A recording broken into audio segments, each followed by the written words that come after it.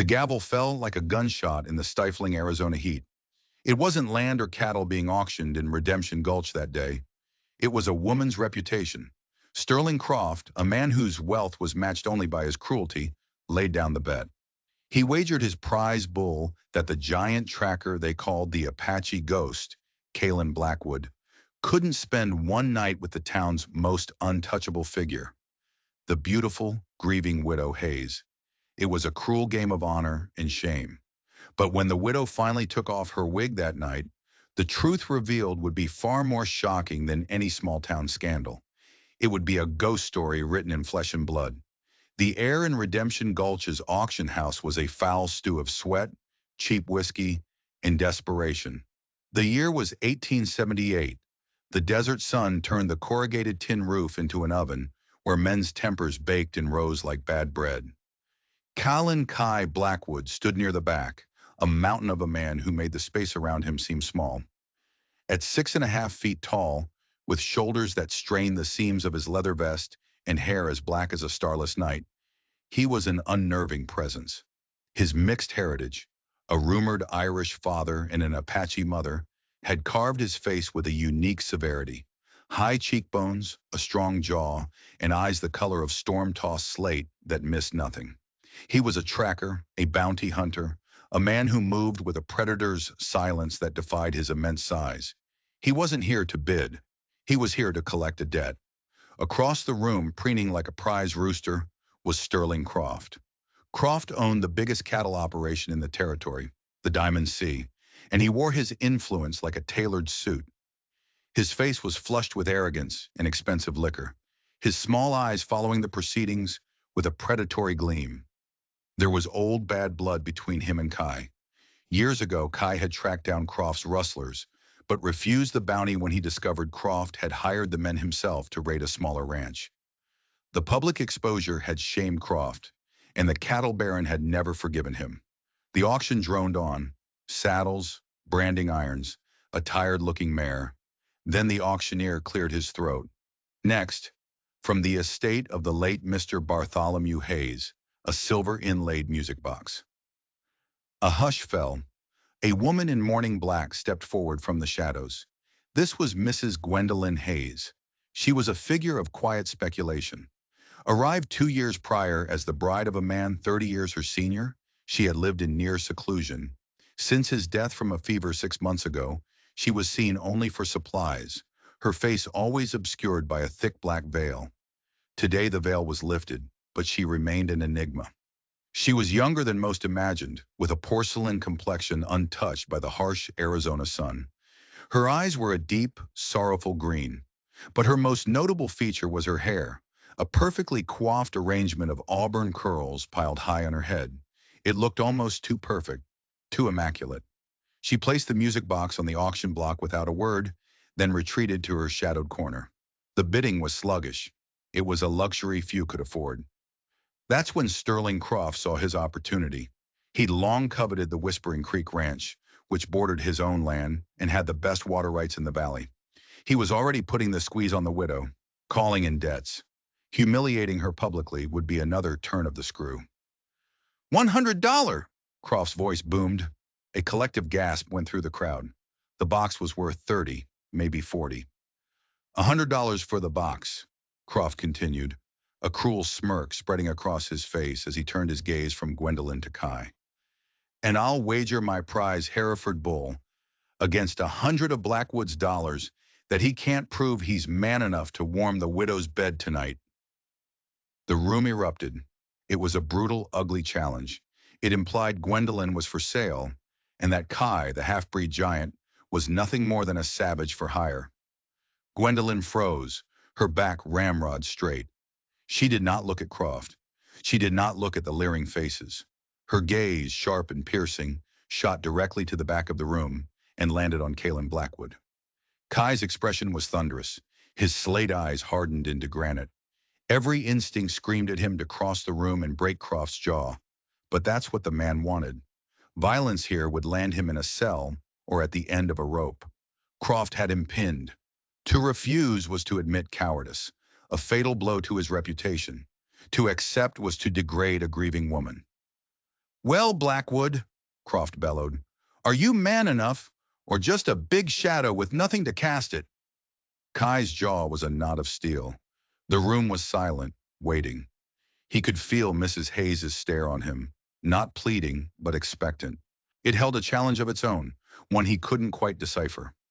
Slowly, Kai reached into his vest. He didn't have $100. The debt he'd come for was $50, and he had maybe another $20 to his name.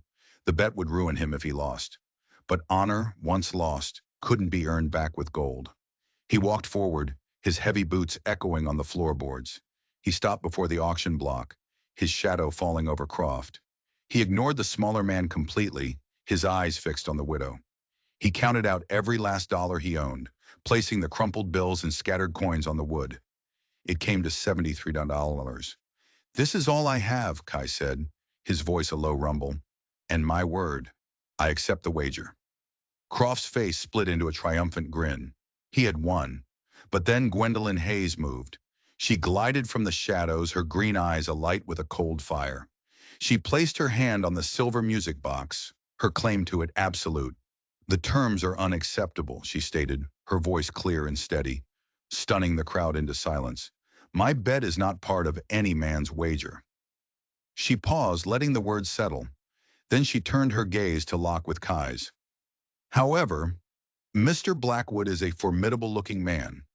My ranch is isolated, and I have been troubled by unwelcome visitors of late. The implication hung in the air. Everyone knew Croft's men had been seen near her property line. I will hire Mr. Blackwood as a guard for the night, she announced. He will stay at my house in my employ. What he does on my property as my employee is my business. She turned her gaze, cold as a winter morning, onto Sterling Croft. If he happens to be there until sunup, you will deliver your prize bull to my ranch as payment for this public slander. If he leaves before dawn, I will pay you the $100 myself. Do we have an accord, Mr. Croft? She had masterfully turned the tables. She reforged his vulgar bet into a business transaction. She had seized control, preserving a sliver of her dignity. She was not a prize to be won. She was an employer hiring a guard. Croft was speechless. His victory soured. But a bet was a bet. The core of it, Kai spending the night at her ranch, remained.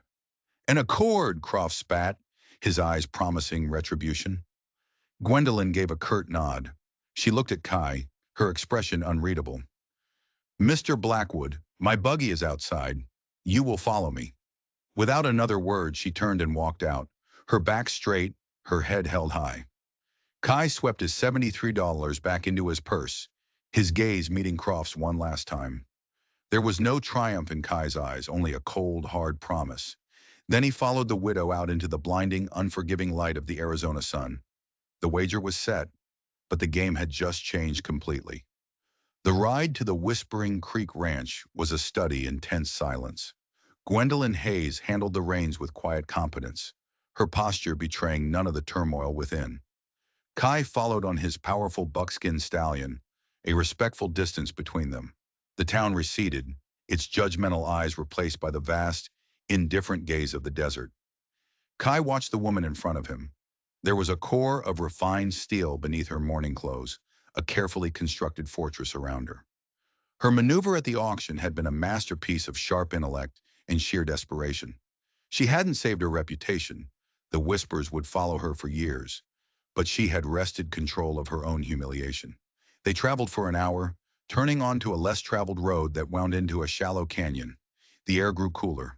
The Whispering Creek Ranch was nestled in a crook of the canyon, a modest but well-built adobe house shaded by two enormous cottonwoods. A sturdy barn and a series of empty corrals stood nearby.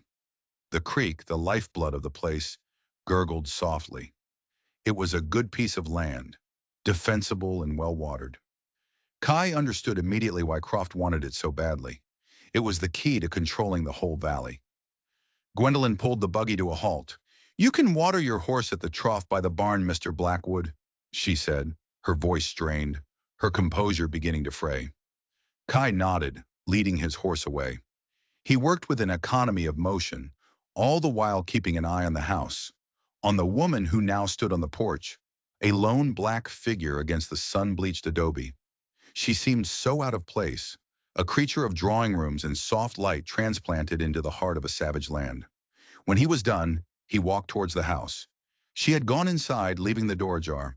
It was an invitation that felt more like a summons.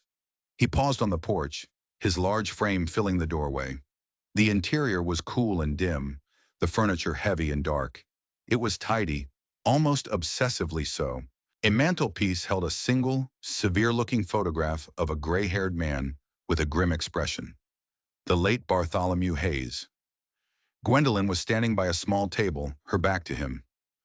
"Thank you for what you did, Mr. Blackwood," she said, her voice low.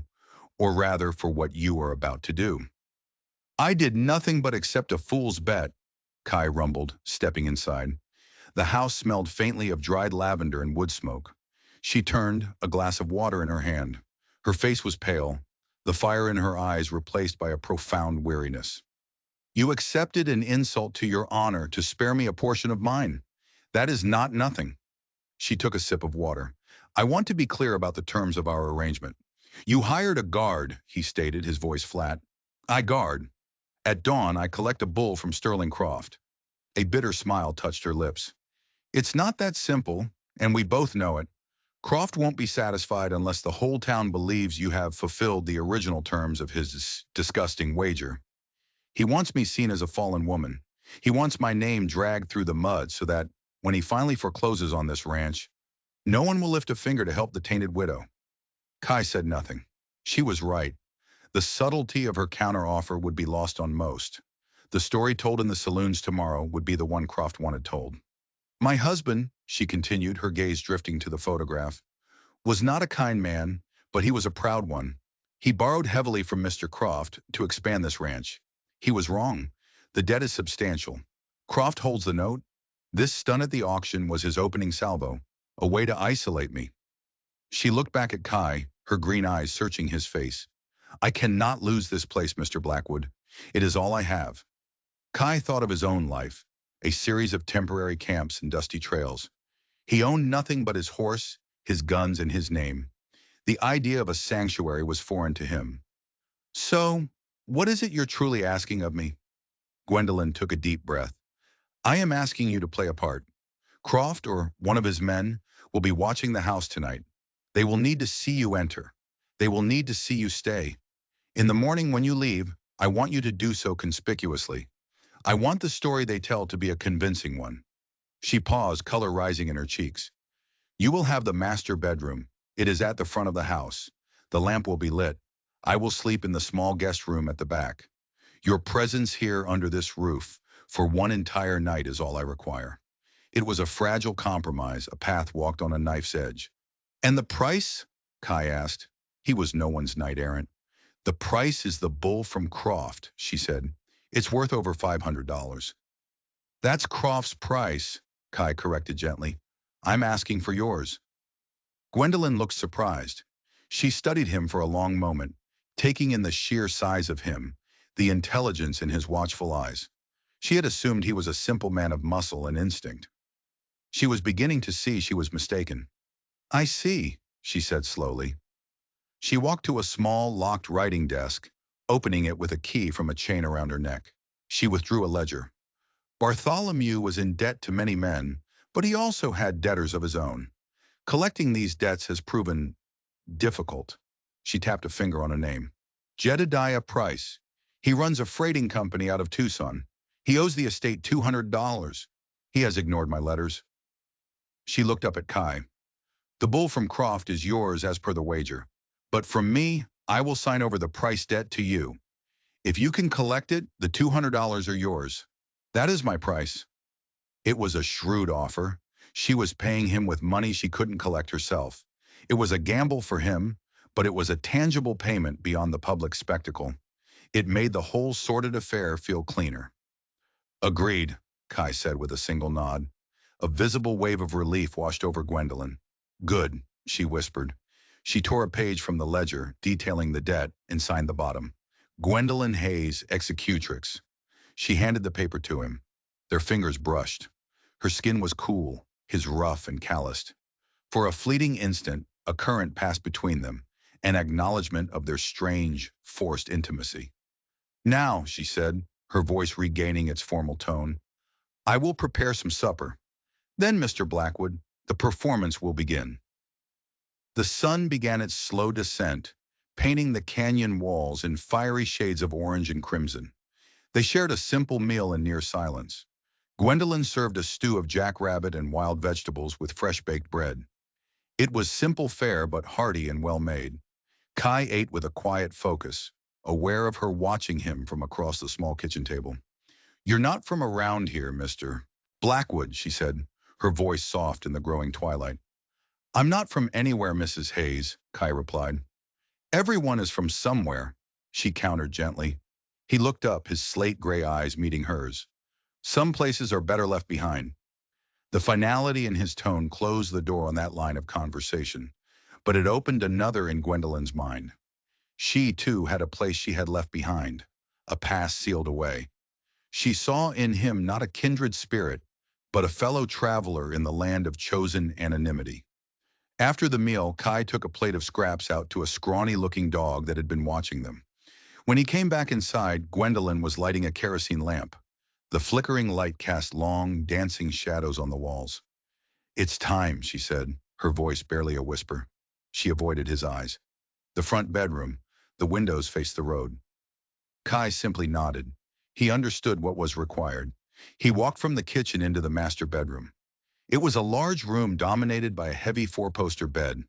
The room smelled of its predecessor, Bartholomew Hayes, a faint, cloying scent of bay rum and stale cigars. It was the scent of a ghost. He walked to the window and looked out. The moon was a pale sliver in the indigo sky. He could see the road winding down the canyon. It was a perfect vantage point. Anyone watching the house would have a clear view of this window.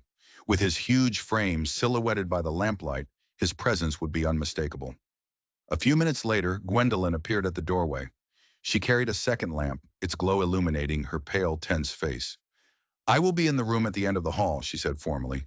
"If you require anything—" She trailed off, the absurdity of the offer hanging in the air. "I won't," he said. "Good night, Mr. Blackwood." "Mrs. Hayes." She turned and walked away, her soft footsteps fading. Kai was left alone in the dead man's room. He did not feel like a victor. He felt like a pawn in a game far more complex than a simple wager over a bull.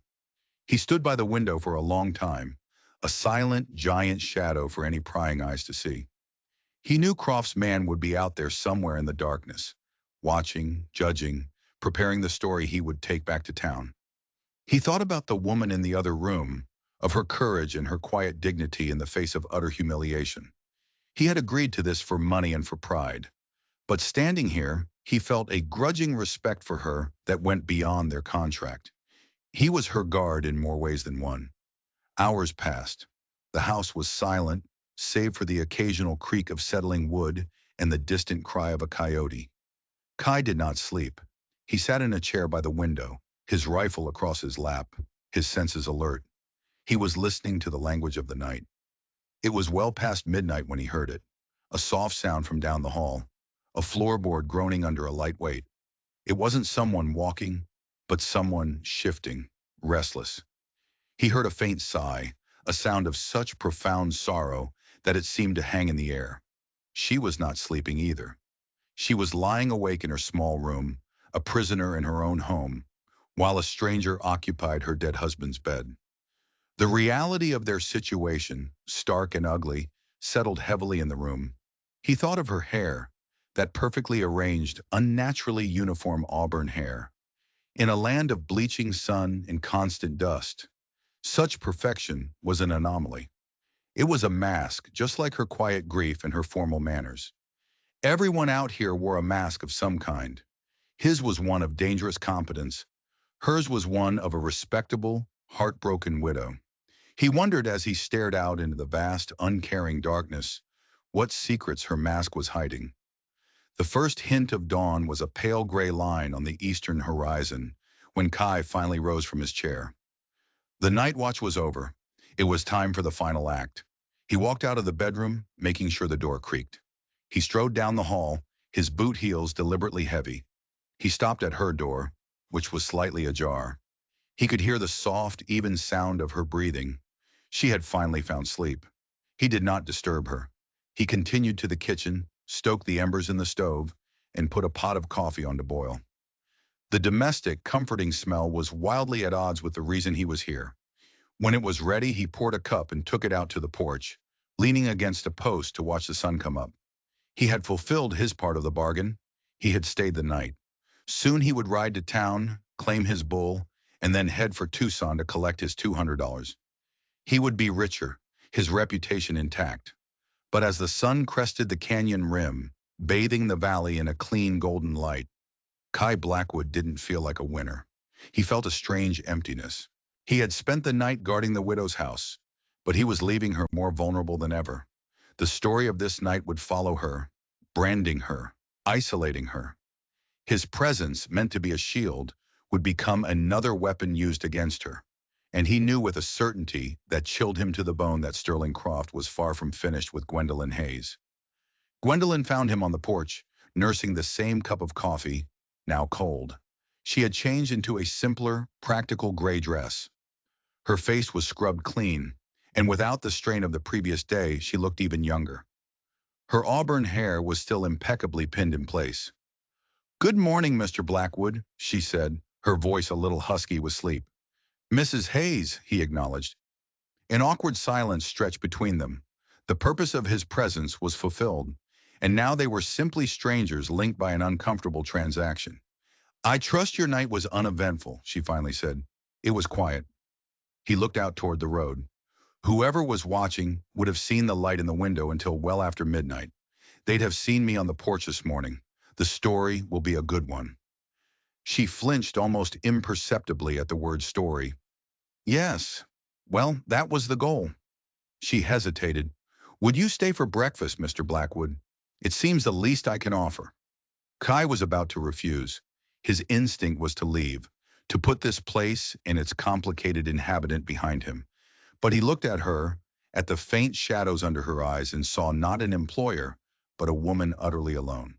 Staying for breakfast was not part of the deal. It was a simple act of human decency.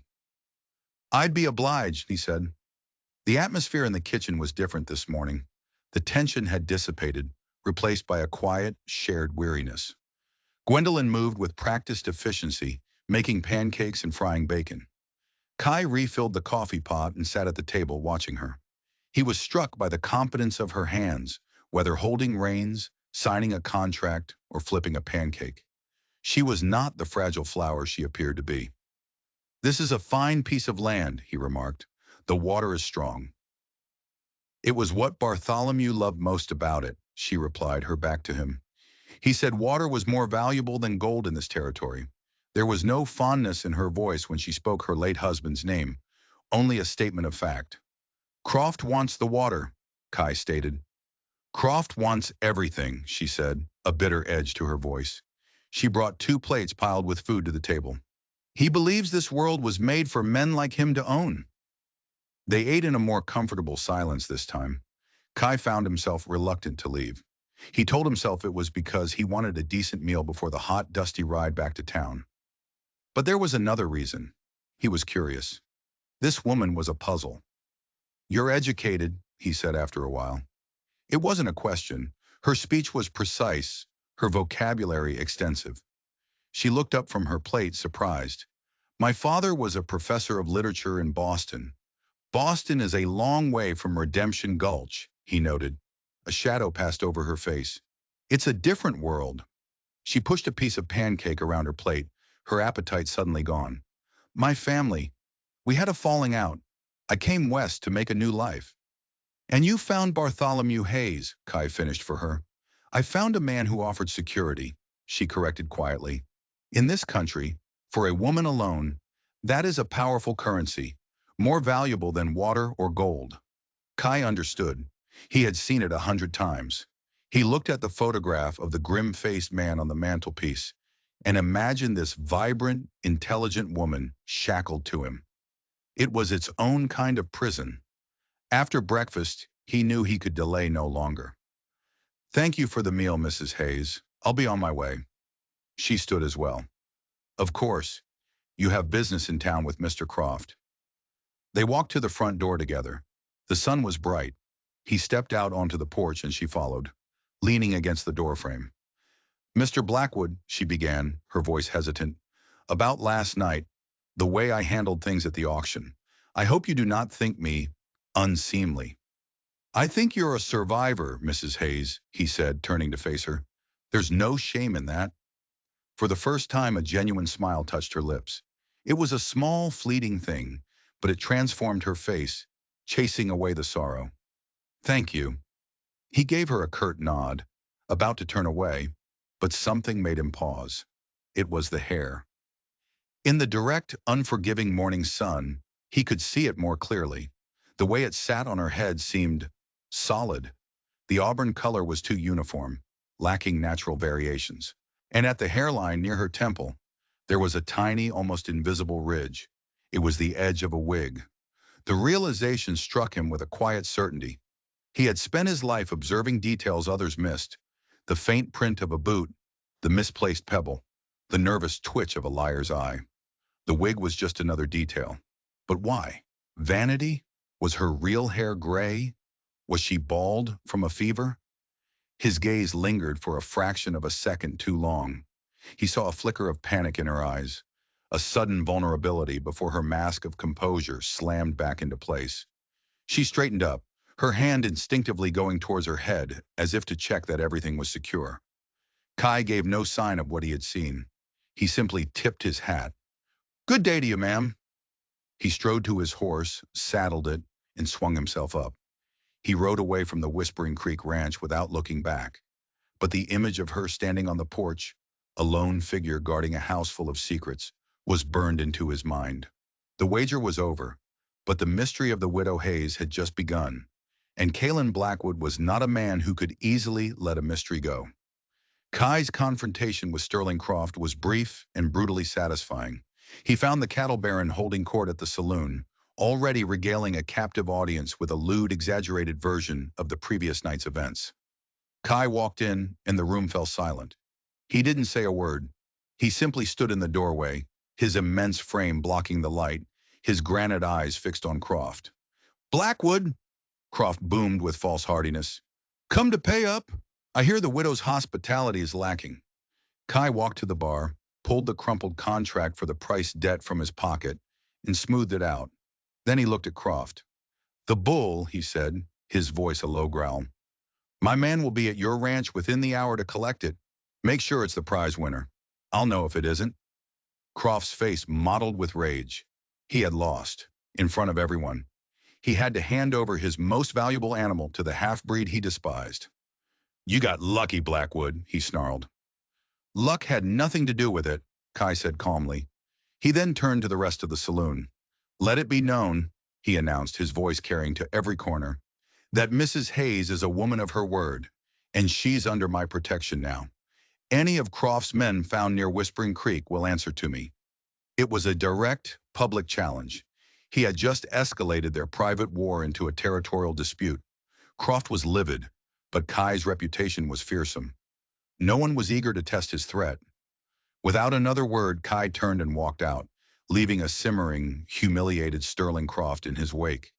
He should have ridden for Tucson then and there. He had the contract. He had the bull on its way to be sold. He had business to attend to, but he couldn't. The image of Gwendolyn Hayes on her porch, the flicker of fear in her eyes when he'd noticed her hair, kept pulling him back. Why the wig? What was she hiding that was so terrible she would go to such lengths? He found himself riding not south to Tucson, but back north, towards the canyon. He told himself he was just checking to make sure Croft hadn't immediately sent men to her ranch. He told himself he was just honoring the protective claim he'd made in the saloon. But he knew he was lying. He was drawn back by an invisible thread, a need to understand the puzzle. He arrived at the ranch as dusk was settling. He didn't ride up to the house. Instead, he tethered his horse in a thicket of mesquite and approached on foot, moving with the silence that was his trademark. A single lamp glowed in the kitchen window. He saw her silhouette as she moved about, preparing her solitary meal. He could have turned around then, his duty done. But he stayed, concealed in the shadows of the barn, watching the small square of light in the vast darkness. An hour passed. The light in the kitchen went out and reappeared in the front bedroom, the room he had occupied, the room with the clear view of the road. What was she doing? Was she expecting him to return? He had to know. He moved from the barn to the side of the house, staying deep in the shadows until he was beneath the bedroom window. The curtains were thin. He could see her silhouette inside. She was standing before a vanity mirror, her back to the window. He watched as her hands went to her head. Slowly, deliberately, she began to remove the pins holding the elaborate wig in place. Kai felt a strange sense of intrusion, of violating a private ritual. He should leave, but he was rooted to the spot, compelled to see the truth. She lifted the auburn wig from her head. Kai braced himself for what he might see. Scars from a fire, the patchy baldness of an old sickness, the dull gray hair of a woman aged by grief. He saw none of those things. As the wig came off, what was revealed was a cascade of the blackest hair he had ever seen. It was a river of polished jet, thick and straight, falling well past her shoulders. It was the kind of hair that belonged to one people, and one people only.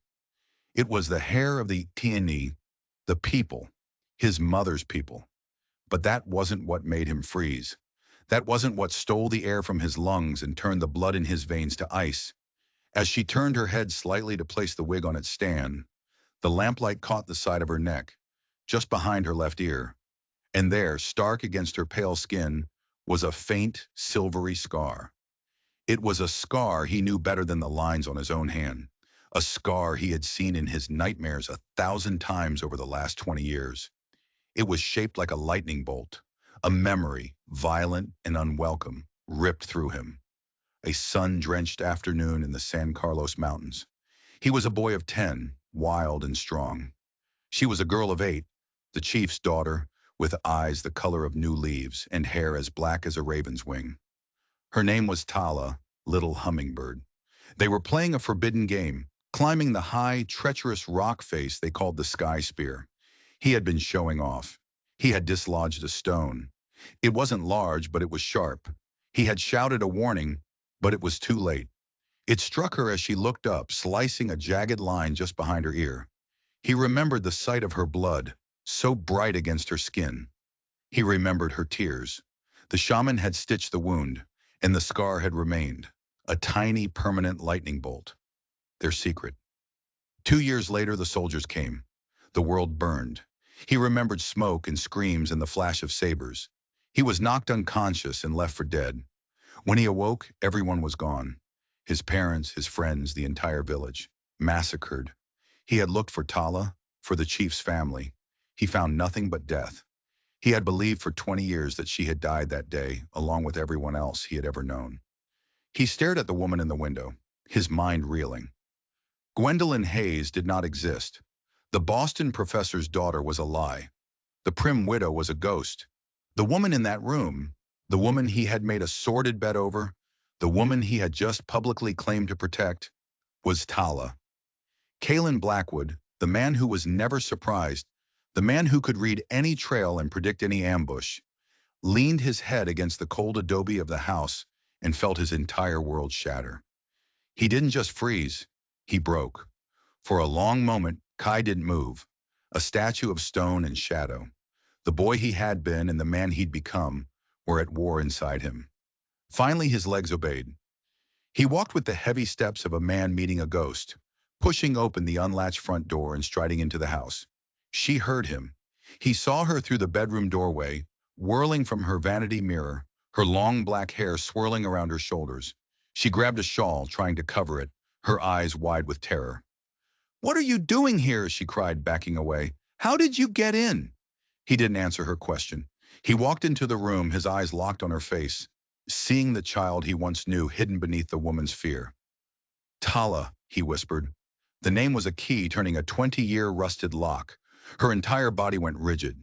The terror in her eyes was replaced by sheer, disbelieving shock. How do you know that name?" she breathed. He took a step closer, gesturing to the silvery mark behind her ear. "The Sky Spear," he said, his voice thick with memory. "I gave you that scar. I let the stone fall. Recognition dawned, a fragile, impossible hope chasing the terror from her eyes. Kalen? The name was a puff of air. But you died. The soldiers. I saw you fall. I was left for dead, he said, his voice raw. When I woke up, everything, was gone. I thought you were dead too. The strength drained from her legs. The carefully constructed walls of Gwendolyn Hayes crumbled into dust. She sank to the floor, a great shuddering sob tearing through her as the grief of 2 decades broke free. Kai knelt awkwardly before her. Her story tumbled out, a harrowing tale of survival. She had been found hiding amidst the carnage by a cavalry captain who, instead of killing her, had taken her. Stripped of her name, she was christened Odessa Vance and sent to a government boarding school in Pennsylvania. It was a place designed to kill the Indian, save the child. A prison of forced assimilation where her language was beaten out of her and her culture systematically erased. There Tala had died, and a ghost forged in loneliness and fear learned to survive. At 18, she ran. She drifted west, always hiding, always afraid. She invented Gwendolyn Hayes, the disgraced Boston intellectual, a fiction to shield her from a world that would destroy Odessa Vance. Bartholomew Hayes was a cruel man, she whispered, her voice choked with tears. But he offered me his name, and this isolation, a place to stop running. The auburn wig was the final piece of the disguise, a way to bury the last visible trace of the girl from San Carlos. I saw you at the auction, she confessed, looking at him properly for the first time, her eyes swimming. I knew it was you. I thought I was seeing a ghost sent to destroy me. When Croft made that bet, I did the only thing I could think of to control the situation, to keep you close enough to understand why you were here. He understood now, the strange challenge in her eyes. It had been a test. He briefly told her his own story, of being found and raised by a solitary trapper, of learning to live between two worlds, belonging to neither. They sat in the lamplight, two ghosts in a dead man's house, piecing together their shattered pasts. The boy who gave the scar and the girl who wore it were gone. In their place were a hard, lonely man and a haunted, resilient woman, the last two survivors of a forgotten world. The bet, the auction, Croft. It all seemed trivial now. What do we do now, Kalen? Tala asked, her voice small. Kai looked at her, at the last living piece of his history, and felt a purpose he hadn't known in 20 years. A fire was lit in the cold emptiness inside him. We stop running, he said, his voice filled with a conviction that surprised them both. This is your land now, and no one is going to take it from you. Dawn broke with a sense of inevitability. As expected, Sterling Croft and his foreman rode into the yard mid-morning, arrogance radiating from them like heat from the desert floor. He had come to gloat over a broken widow, to perhaps make her an offer she could no longer refuse. Instead, he found Tala standing on the porch beside Kai. Her long black hair flowed freely in the breeze, unbound and unashamed. Her gaze was not sorrowful or demure. It was defiant. Croft's eyes widened, a sneer twisting his lips. Well, well, he mocked, his eyes raking over her.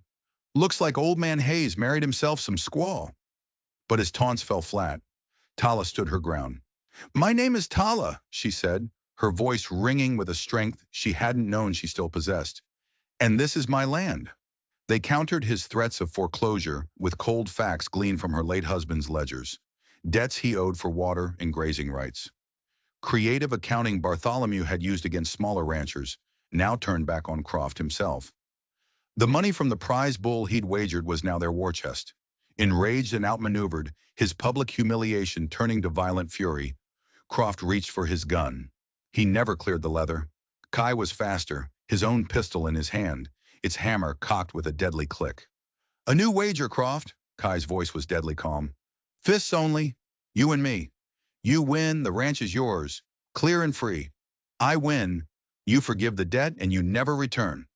Seeing a chance to reclaim his honor through brute force, to beat the truth into submission, Croft accepted. The fight was not long, but it was brutal. Croft's blind rage was no match for Kai's cold, focused power. He fought not for pride, but to defend the last piece of his past and their only hope for a future. Every blow he landed was for a stolen childhood, for a massacred village, for the woman who had been forced to hide herself from the world. He left Croft broken and gasping in the dust. Defeated in body and spirit, Croft mounted his horse and rode away, a man who had lost everything. He never looked back. On the porch, Kai and Tala watched him go. The cruel bet was over. A new, unspoken wager to build a life from the ashes of their past had just begun. So ends the tale of Kalen Blackwood and the widow Hayes, a story that started with a cruel bet at a dusty auction and ended with the reclamation of a stolen past.